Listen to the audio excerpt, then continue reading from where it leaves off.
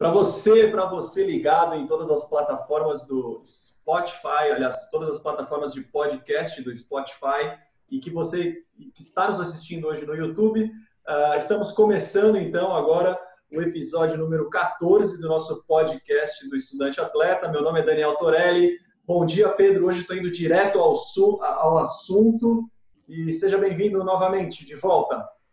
Obrigado, prazer enorme estar aqui mais uma vez, compartilhando conteúdos para tornar, oportunizar cada jovem a se tornar um estudante atleta de sucesso de alto nível nos Estados Unidos. É sempre um prazer estar aqui compartilhando isso tudo com vocês e espero que gostem desse assunto que a gente vai abordar hoje aqui no podcast do Estudante Atleta. É um prazer estar aqui, Daniel. É isso aí. Então, continuamos com a nossa missão aí dos podcasts e dos conteúdos. E o tema de hoje é um tema bastante recorrente, né, que a gente recebe aí nas redes sociais, PH, que é sobre não só sobre ser um estudante atleta nos Estados Unidos, né? Muitos jovens no Brasil têm o sonho de se tornar um jogador profissional, seja no futebol ou em outro esporte. E a gente sabe que o caminho no Brasil é um pouco mais longo, tem alguns desvios. Infelizmente, nem todos conseguem chegar ao futebol profissional, falando mais sobre o futebol, né? Talvez você tenha até mais dados aí na cabeça, que eu não me recorde, mas a porcentagem dos atletas que estão na base do futebol brasileiro e atingem o profissional é muito baixa, né? Me arrisco até a dizer que seja menos de 2%, de 1% do total que está hoje com esse sonho e jogando na base de um clube de um futebol brasileiro. Então, o tema sobre hoje é estudante atleta profissional nos Estados Unidos. E por que isso? Um estudante atleta que vai para os Estados Unidos para estudar e jogar futebol, ele consegue chegar no futebol profissional dos Estados Unidos. E eu queria saber como é que funciona a base dos clubes do futebol americano. Por exemplo, a MLS, a segunda divisão, a terceira divisão, elas têm uma base de futebol. Então, minha primeira pergunta é sobre o estudante atleta. Ele consegue se profissionalizar nos Estados Unidos? Como é que funciona essa parte? Como é que você começaria a falar sobre isso para organizar sobre esse assunto aí? Muito boa pergunta. Esse é um tema que a gente recebe perguntas diárias, né? O sonho de todo jovem que nasce no Brasil, eu me ouso dizer, né? Todo jovem que nasce aqui, ele tem 99,9% do sonho é se tornar um atleta profissional de futebol.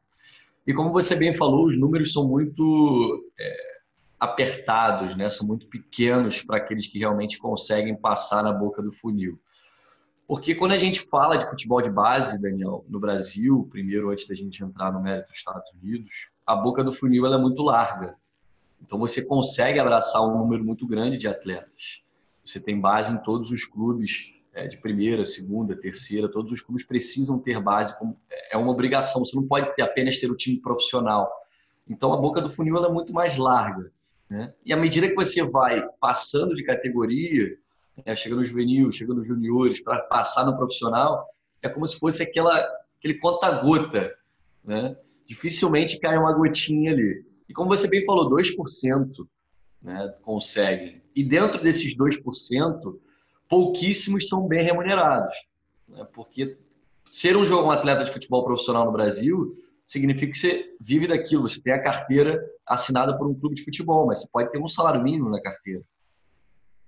E essa é a grande preocupação dessas famílias, principalmente dos jovens, é o seguinte: vou ganhar um salário mínimo, mas eu vou ter uma nomenclatura lá, vou botar no meu Instagram, vou botar no meu Facebook, eu sou atleta profissional, mas não é isso que você quer, né? Porque você quer o prazo de validade de um atleta profissional, ele vai hoje até 30, 35 anos se você se cuidar muito bem.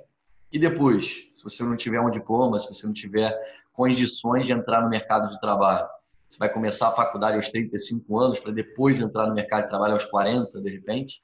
Então, é realmente uma coisa a se pensar tanto do lado da família como do lado do atleta. E falando um pouco de Estados Unidos, eu ouso dizer aqui que o cara que é destaque no Brasil, tá? Ou o cara que é normal, ele tem muito mais chances de estourar profissional nos Estados Unidos que no Brasil. Por quê? O número, o volume de atletas ele é muito menor. Tá? Então, como eu te falei, existem futebol de base no Brasil inteiro. Não sei o número exato de clubes, tá? Mas são muitos. E nos Estados Unidos você tem um número de faculdades, sim, mas é muito menor do que o número de clubes que tem no Brasil e a quantidade de atletas que estão buscando esse objetivo.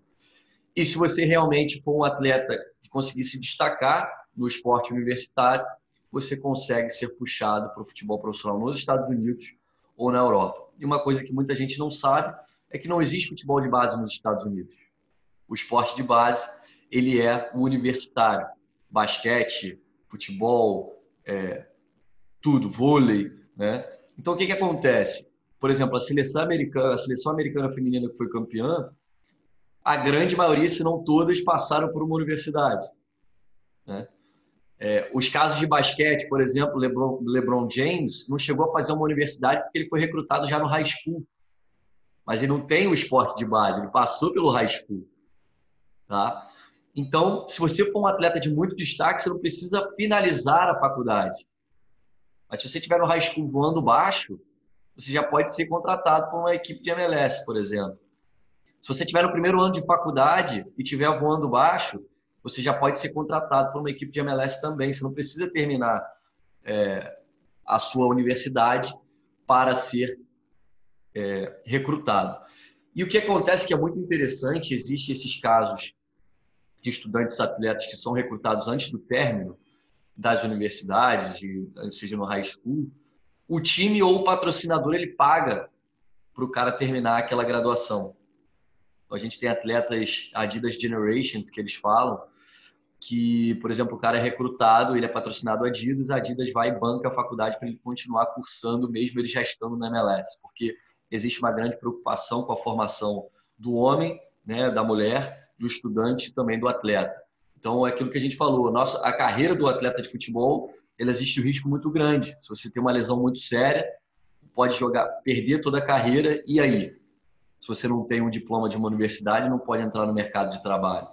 Então, nos Estados Unidos existe uma grande preocupação, mas respondendo a sua pergunta, é totalmente possível você conseguir se tornar um atleta profissional através das universidades e high school nos Estados Unidos.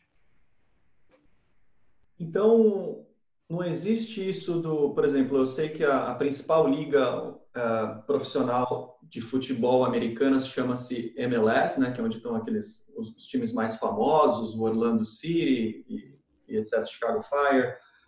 Então, eles não têm uma base, então, eles vão atrás então das faculdades e aí eles acabam recrutando os atletas por meio das faculdades. Então, não tem esse sistema igual aqui no Brasil, né? Mal comparando, as universidades nos Estados Unidos é a categoria de juniores aqui no Brasil. Tá? Então, mal comparando porque nível de estrutura, você está numa universidade, você está muito acima dos juniores, né? Porque a estrutura que você vai encontrar é fantástica. Mas mal comparando seria isso. Então, os treinadores de cima e os dirigentes, eles estão olhando para aquela categoria de baixo. No caso, seria o esporte universitário, em todos os esportes. E aí, ao final de cada temporada, a gente tem o que muita gente já conhece, o modelo de draft, onde os melhores são selecionados para o Combine.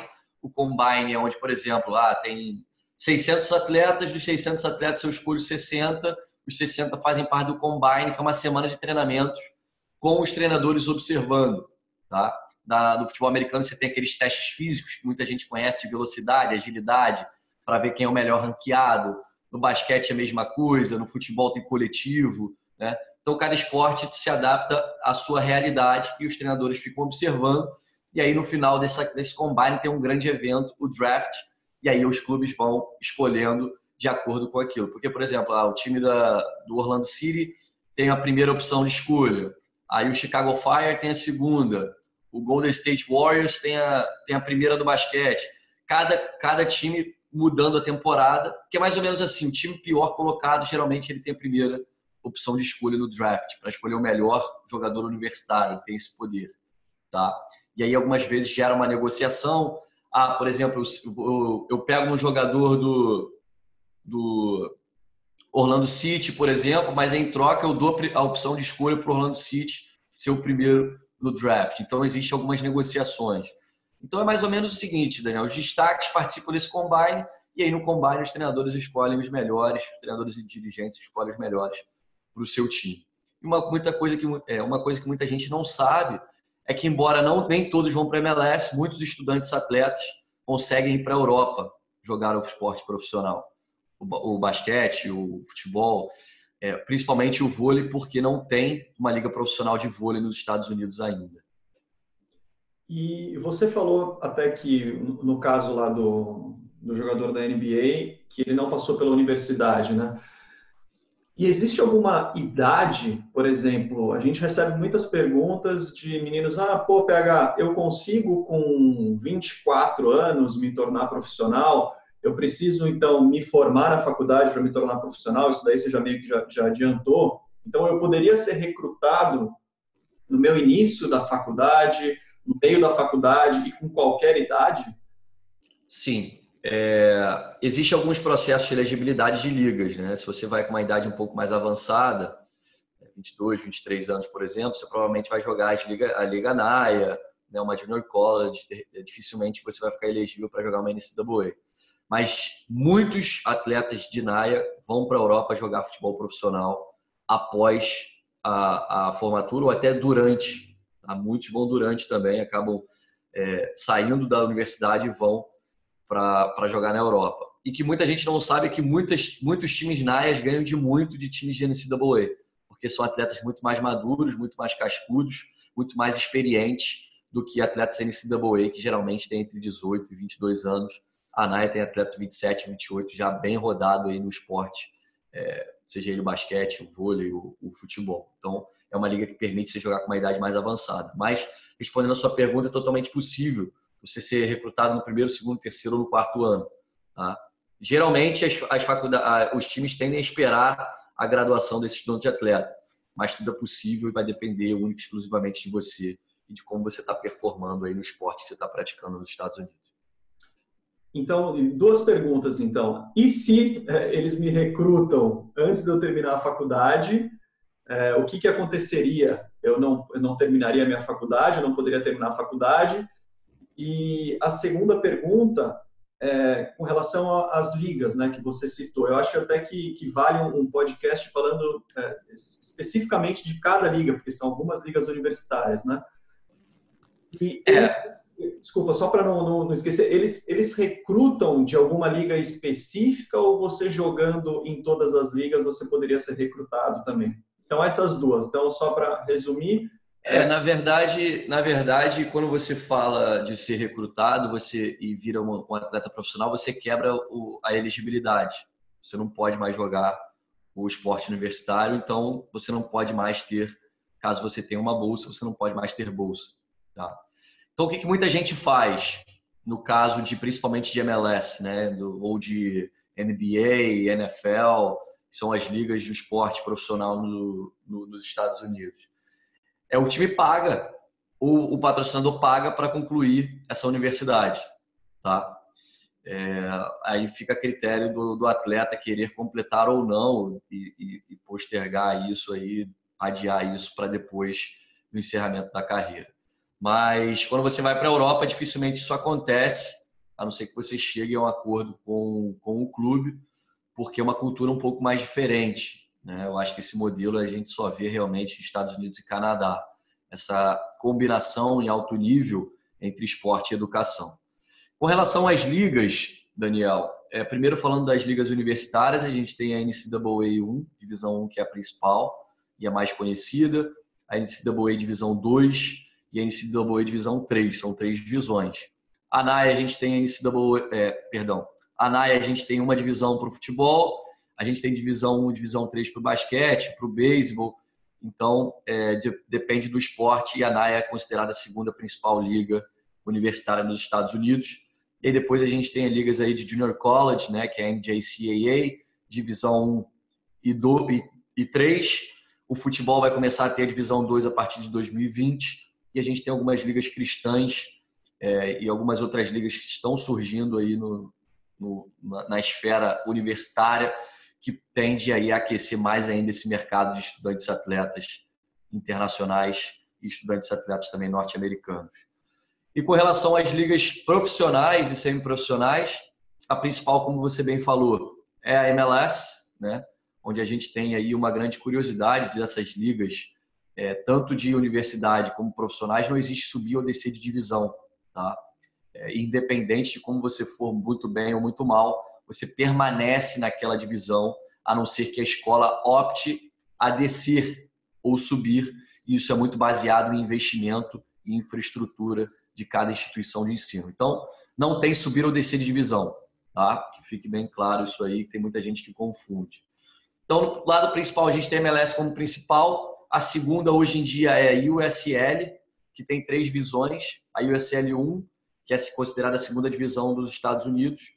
E aí a 2 e 3 são consideradas divisões semiprofissionais, junto também da NPSL e UPSL, que são as outras 2 principais ligas semiprofissionais também. E muita gente pergunta, né, com relação a se posso receber dinheiro, né? Na MLS você obviamente pode receber, tá? Nas ligas semiprofissionais, se você é um estudante atleta e joga nessas ligas, você não pode receber quantia, porque você quebra outro pré-requisito aí da questão de elegibilidade, mas existem alguns atletas que recebem dinheiro para disputar, por exemplo, a NPSL, que é uma liga semiprofissional e hoje é considerada a 3ª divisão do esporte profissional nos Estados Unidos, no caso futebol, tá? Então é um país que tem crescido muito, investido muito dinheiro no futebol masculino, porque a gente sabe que o futebol feminino nos Estados Unidos é uma grande potência e sempre foi, e acredito que sempre vai ser também. Só voltando um pouco, antes de entrar nos detalhes aí que você está entrando das ligas profissionais e semiprofissionais, PH.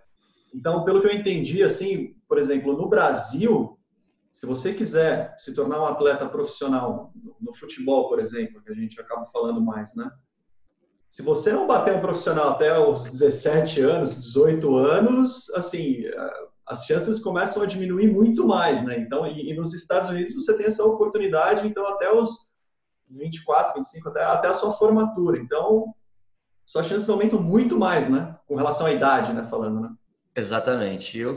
A gente costuma dizer que no Brasil, se você não está jogando com 17, 18 anos no profissional mais, as chances são remotas de você conseguir algo. E nos Estados Unidos é diferente, você está começando com 17, com 18, por conta dessa questão do esporte universitário, da sua formação como estudante, né? Como homem, como mulher. Então, realmente, é uma grande observação que você fez.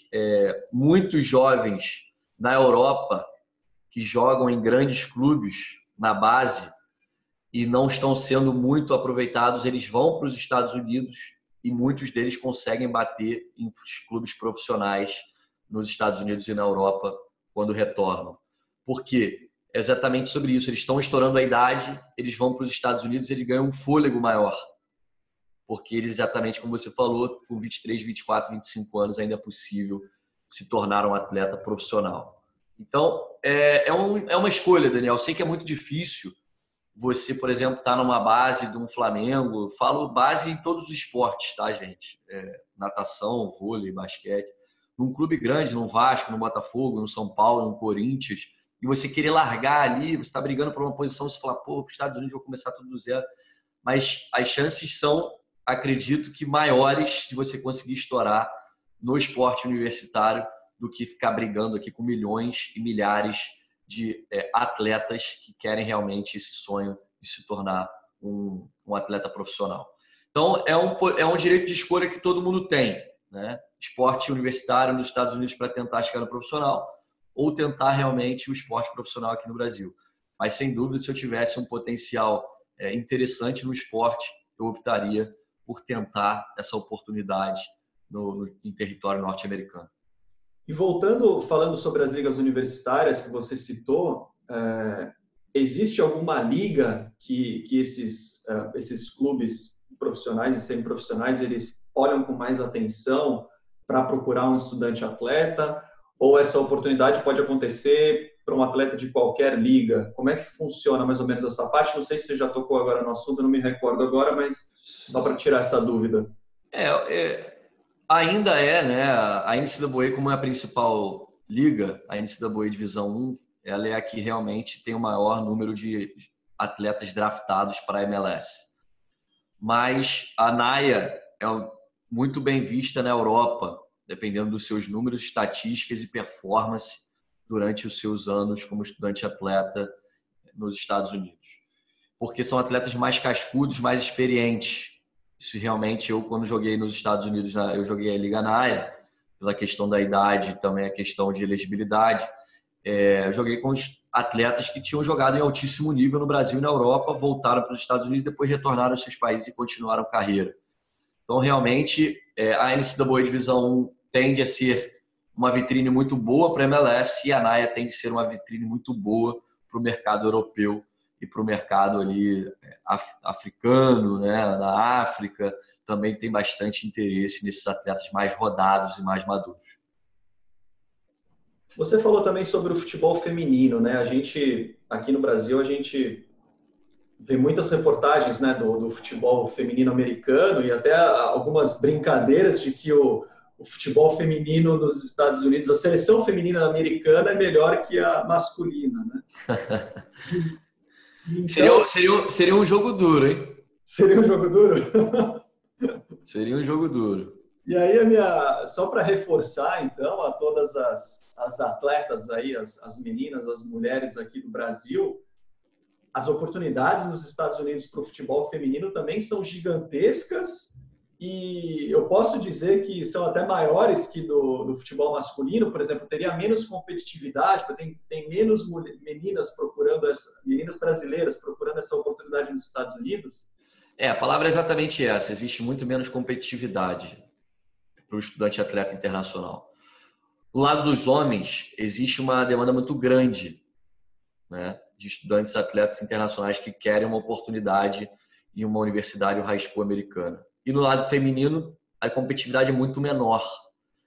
Então, aquele processo que a gente fala, tem que prospectar de novembro a março, né, para as meninas. Você tem gente embarcando, propostas chegando, convite chegando, faltando 2, 3 semanas para acabar aí o processo de recrutamento, porque o treinador às vezes não consegue achar, né? Exatamente a palavra que você usou, a competitividade, né? A demanda que tem é muito diferente. Então, meninas que estão escutando, vocês têm muito mais chances de conseguir um convite aí de alto nível de uma universidade ou high school do que os meninos, devido a esse número de estudantes atletas masculinos que estão buscando e o número de estudantes atletas do lado feminino que estão buscando. Então, a preparação tem que ser de alto nível, o planejamento tem que ser de alto nível, mas os convites e oportunidades são maiores do lado das meninas. E uma curiosidade, Daniel, há uns 10 anos atrás, um pouquinho mais, o futebol, o soccer, né, era considerado um esporte feminino. Então, por isso que os Estados Unidos é uma grande potência. E hoje as coisas estão mudando, né? Você vê o mercado business, né? O soccer como business mesmo, o negócio, tem crescido horrores nos Estados Unidos. E os clubs, né? O club team, que é considerado para a gente uma escolinha, é um negócio que está gerando aí milhões e bilhões todos os anos para os Estados Unidos, o mercado interno ali. Brecando um pouco aqui o nosso podcast, que eu fico sempre acessando aqui o e-mail, eu estou no e-mail de suporte aqui da tua assessoria online agora, e curiosamente a gente recebeu uma pergunta aqui que talvez se encaixe ao nosso tema de hoje. Então, na verdade, são 2 perguntas só hoje de manhã. Número 1, PH, eu assinei contrato profissional no Brasil. Eu teria condições, mesmo assim, de ir para os Estados Unidos para estudar e depois tentar ser profissional nos Estados Unidos? Olha, teoricamente não, tá? Porque o processo de elegibilidade de ambas as ligas, na verdade de todas as ligas, diz que você tem que ser amador para poder jogar o esporte universitário. Mas, como tudo tem um porém, você pode tentar o processo de elegibilidade das ligas, mais fácil você conseguir na NAIA, e ver se de repente eles dão apenas uma punição ao invés de cortar, não deixar você jogar. Então, de repente, dos 4 anos que você tem para jogar o esporte que você quer, eles tiram 1, 2 e deixam você competir 3 ou 2 anos, dependendo da punição que você receber. Mas, galera, tudo diz lá nas linhas que realmente só pode jogar o esporte universitário quem não tiver jogado o esporte em alto nível e quem não tiver assinado contrato profissional em qualquer esporte. Eu acho que a única diferença, Daniel, com relação aos esportes é o tênis, que tem assim uma possibilidade de você poder ser ranqueado, né? De você poder ter jogado em alto nível, porque é um processo diferente o tênis amador não tem muito isso, porque tudo funciona de forma de ranking. Então, tirando o tênis aí, eu acho que todos os outros você não pode ter assinado nada, você tem que ter competido de forma aí amadora para conseguir a sua elegibilidade. Tá, e a segunda pergunta, acho que você já respondeu, segue nessa linha. No caso aqui, o menino ele jogou só na base de um clube aqui do Brasil, então, tendo jogado somente na base, não tendo assinado um contrato profissional, então ele ficaria elegível talvez para todas as ligas universitárias lá americanas, né? Sim, alguns dizem que você não pode ter jogado em alto nível após os 16 anos, né? Se você joga para baixo dos 16, o que você fez não é levado muito em consideração. Mas se eu pudesse dar uma dica para aqueles que realmente querem e sonham com o esporte universitário nos Estados Unidos, fiquem no amadorismo, né, entre aspas, porque realmente vai facilitar na hora da negociação com o treinador e na hora da aplicação aí da matrícula e registro nas ligas universitárias de esporte, seja a NCAA, seja a NAIA, NJCAA e as ligas aí que a gente tem algumas ligas paralelas também. Você citou no meio agora do nosso podcast sobre as ligas semiprofissionais, né? Então, o que você falaria sobre essas ligas semiprofissionais? Você indicaria, você acha que é um bom caminho para o atleta que quer entrar numa liga profissional americana? Seria uma ponte? Como que eles fariam para participar de uma liga semiprofissional? É o mesmo formato de draft, de combine? Ou eles poderiam, por exemplo, enquanto eles não estão estudando, estão numa pausa, num break aí da faculdade, eles poderiam jogar numa liga semiprofissional? Como é que funciona mais ou menos isso? Sim, muito boa pergunta. Para aqueles que querem realmente jogar o esporte profissional, eu indico a USL 2, que é a antiga PDL. É uma liga semiprofissional, você tem aí um limite de idade, você pode ter, eu acho que se não me engano, 5 atletas mais do que 23 anos, e o restante tem que ser abaixo dos 23, inclusive atletas do Brasil vão só para jogar essa liga e voltam, tamanha vitrine que é. E, se eu não me engano, agora quase 70% dos atletas hoje na MLS jogaram PDL, essa USL 2. Então é uma grande vitrine e a forma de você conseguir jogar isso é fazendo tryouts, né, testes, mandando vídeo, porque a grande maioria dos treinadores de PDL são treinadores de universidades. Então, se o seu treinador for um treinador de PDL, de USL 2, pode aí você ter uma oportunidade de disputar essa liga, que é uma grande vitrine para o esporte profissional nos Estados Unidos. E os outros esportes também têm as ligas de verão, né? A USL 2, a PDL, é uma liga de verão.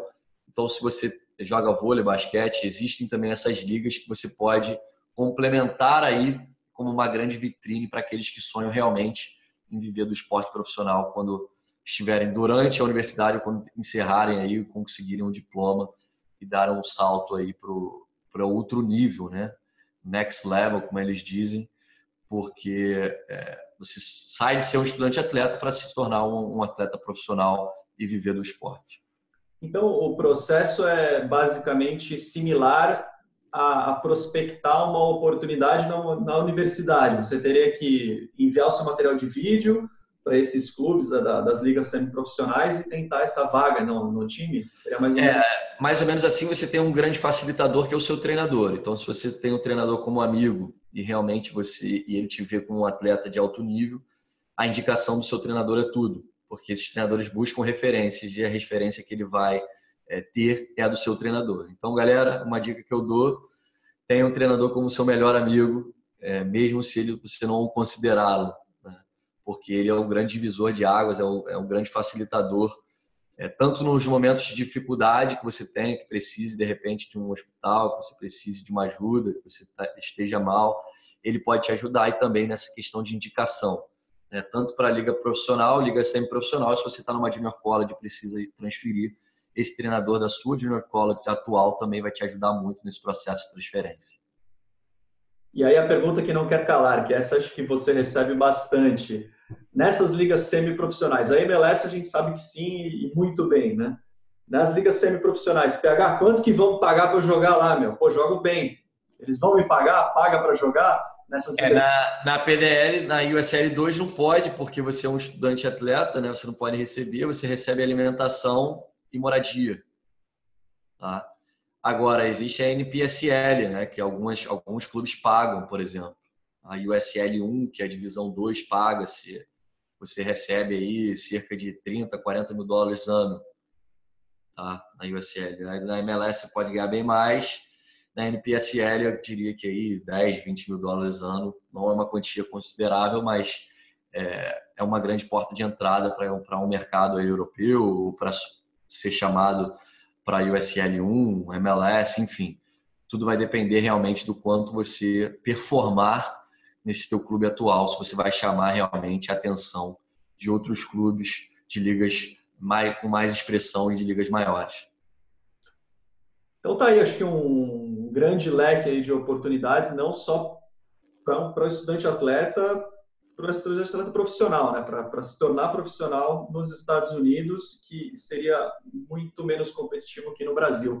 Pega alguma outra coisa que você gostaria de acrescentar sobre esse assunto? Alguma dica? O que você faria? Eu acho que a dica que eu dou é, se você realmente quer se tornar um atleta profissional, primeiro você tem que entender que você precisa, falando dos Estados Unidos, obviamente, você precisa se tornar um estudante atleta de muito sucesso. Não adianta só pensar no lado profissional, esquecer, por exemplo, das notas, que são muito importantes para você manter a oportunidade de estar estudando e jogando, porque se você baixar as notas, você vai ser impedido de treinar e jogar.